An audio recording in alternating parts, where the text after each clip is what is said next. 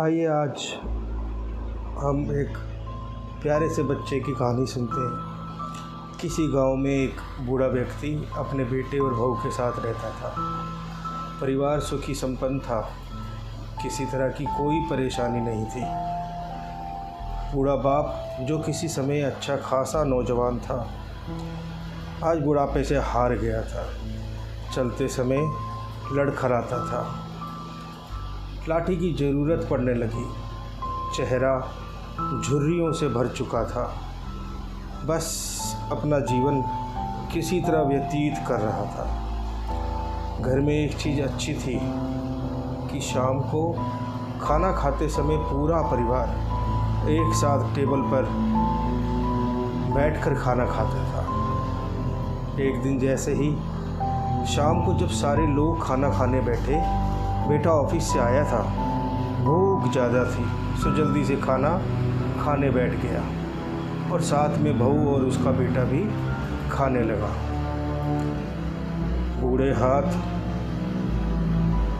जैसे ही थाली उठाने को हुए, थाली हाथ से छिटक गई। थोड़ी दाल टेबल पे गिर गई। बहू बेटे ने घृणा दृष्टि से पिता की ओर देखा और फिर से अपने खाने में लग गए। बूढ़े पिता ने जैसे ही अपने हिलते हाथों से खाना शुरू किया तो खाना कभी कपड़ों पे गिरता, कभी ज़मीन पर। बहुत चिढ़ते हुए कहा, हे राम, कितनी गंदी तरह से खाते हैं। मन करता है इनकी थाली किसी अलग कोने में लगवा देते हैं। बेटे ने भी ऐसे सिर हिलाया जैसे पत्नी की बात से सहमत हो। उनका बेटा यह सब मासूमियत से देख रहा था। अगले दिन पिता की थाली उस टेबल से हटाकर एक कोने में लगवा दी गई। पिता की डबडबाती आंखें सब कुछ देखते हुए भी कुछ नहीं बोल पा रही थी। बूढ़े पिता रोज़ की तरह खाना खाने लगे। खाना कभी इधर उधर गिरता, कभी उधर। छोटा बच्चा अपना खाना छोड़कर लगातार अपने दादा की तरफ देख रहा था। माँ ने पूछा, क्या हुआ बेटे, तुम दादाजी की तरफ क्या देख रहे हो और खाना क्यों नहीं खा रहे? बच्चा बड़ी मासूमियत से बोला, माँ, मैं सीख रहा हूँ कि वृद्धों के साथ कैसा व्यवहार करना चाहिए। जब मैं बड़ा हो जाऊँगा और आप लोग बूढ़े हो जाओगे तो मैं भी आपको इसी तरह कोने में खाना खिलाया करूँगा। बच्चे के मुंह से ऐसे सुनते ही बेटे और बहू दोनों कांप उठे। शायद बच्चे की बात उनके मन में बैठ गई थी, क्योंकि बच्चे ने मासूमियत के साथ एक बहुत बड़ा सबक दोनों लोगों को दिया था।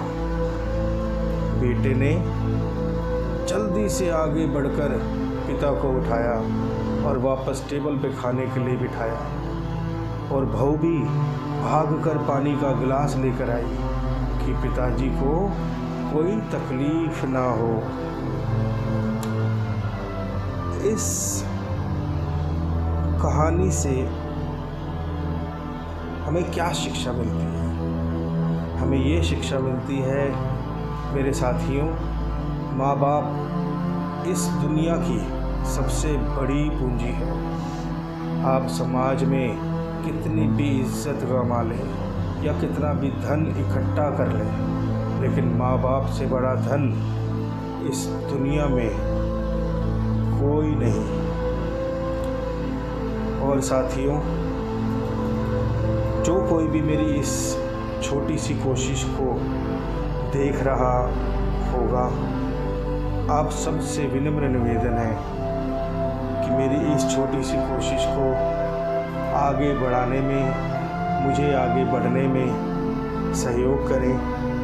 प्लीज़ मेरे इस चैनल को फॉलो करें, सब्सक्राइब करें और शेयर करें, जिससे कि मैं नई नई कहानियाँ आप सबके सामने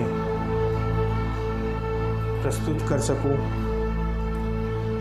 बहुत बहुत शुक्रिया, धन्यवाद।